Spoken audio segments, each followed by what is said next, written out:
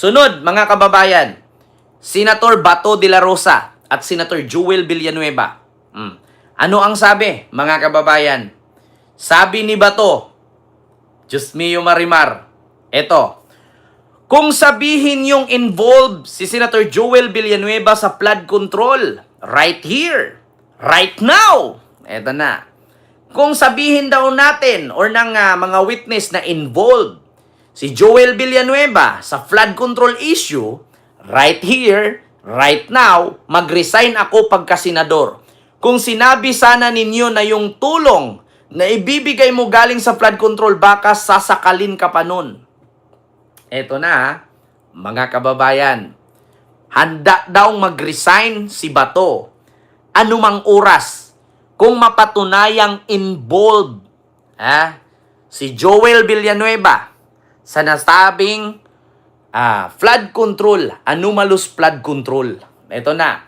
Right here, right now, mag-resign ako. According dito sa Inquirer.net po ito mga kababayan.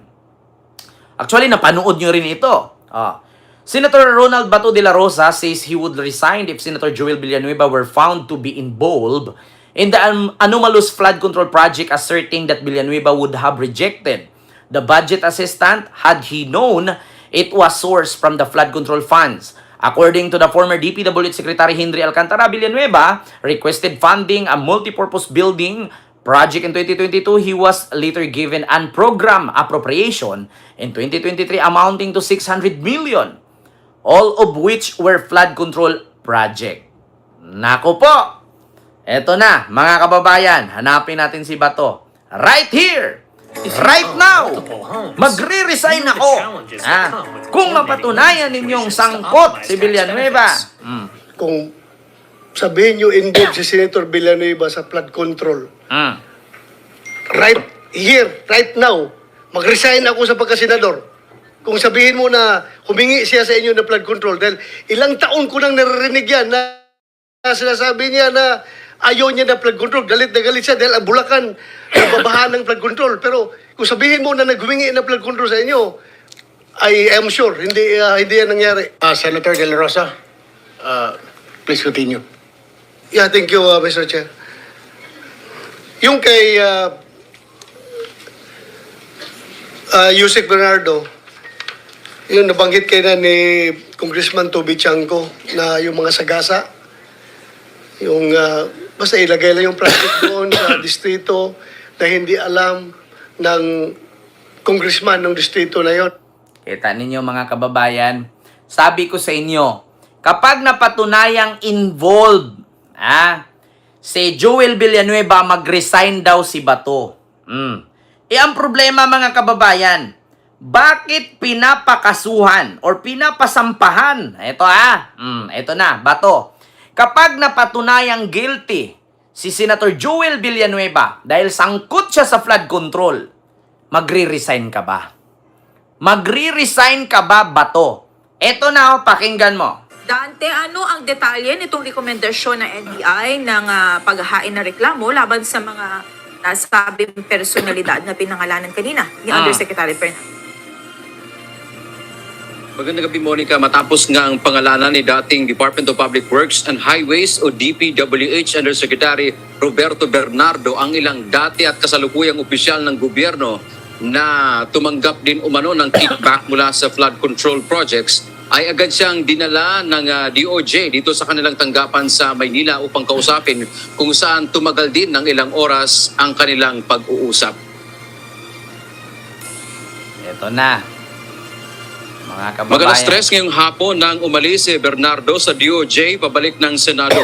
Ayon kay Secretary Crispin Rimulya, matapos nilang pag-aralan o i-evaluate ang sinumpaang salaysay ng dating DPWH official, inirekomenda ng National Bureau of Investigation o NBI na sampahan ng reklamong kriminal tulad ng indirect bribery at malversation of public funds ang mga binanggit nitong personalidad.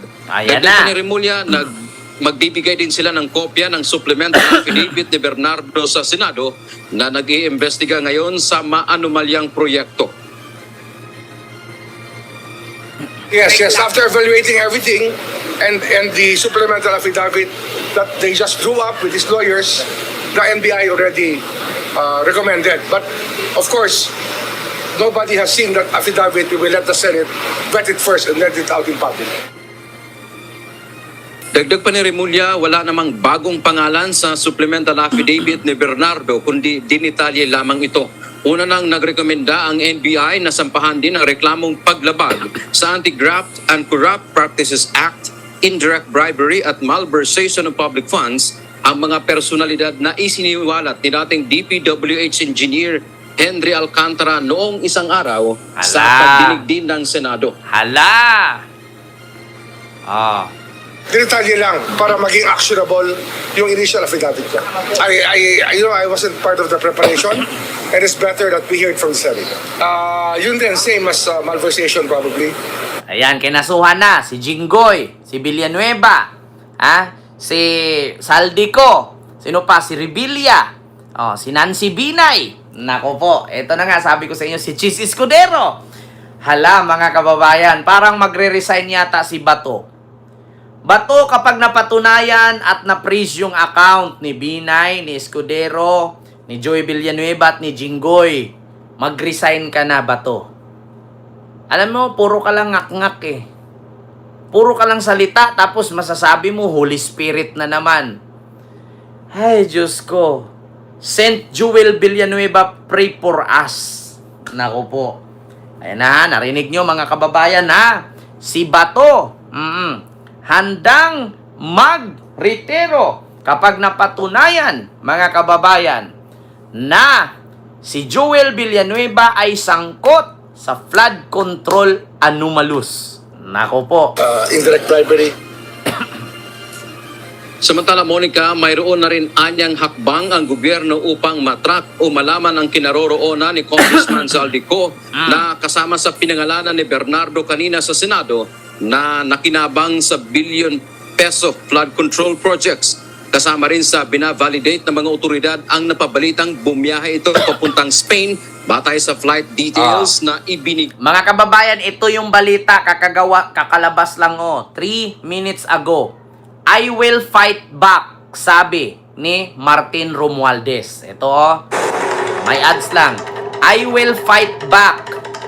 Naku po, ito na. Naglabas ng pahayag si dating House Speaker at later Representative Martin Romualdez matapos maakusahang tumanggap ng kickbacks mula sa maanumalyang flood control projects sa pagdinit ng Senate Blue Ribbon Committee ngayong araw. Naku po. Anya, nananatili siyang tahimik para respetuhin ang proseso ng investigasyon sa kontrobersya. Ngunit, ngayong nakakaladkad na naman ng kanyang pangalan, tiniyak nitong lalaban siya sa pamamagitan ng ebidensya. Dagdag pa nito, hindi siya nagnakaw ng pondo ng bayan at hindi niya kailangan ng perang galing sa masama. Higit pa nito, pinakamaling claim ng witness laban sa kanya ay ang ginawang delivery sa McKinley simula December 2024. Imposible umano ito dahil under renovation ng nasabing property simula pa January 2024 at iginiit ang falsus in uno falsus in omnibus o mali sa isang bagay, mali sa lahat. Nako! Paano nga naman daw makapag-deliver doon sa bahay ni Martin Romualdez? Under renovation, hindi nga natirhan.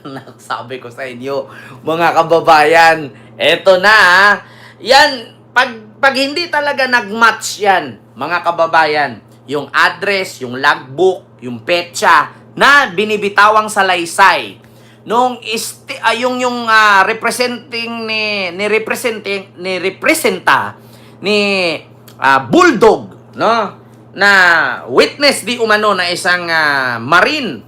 Nako po, patay ka dyan, umanda ka talaga. Sinabi ko talaga sa iyo, Bulldog, Bulldog Boy Toke, nako, mapapanot, tatanggalin talaga yung wig mo, lilipat talaga yan sa batok, hindi sa bunbunan.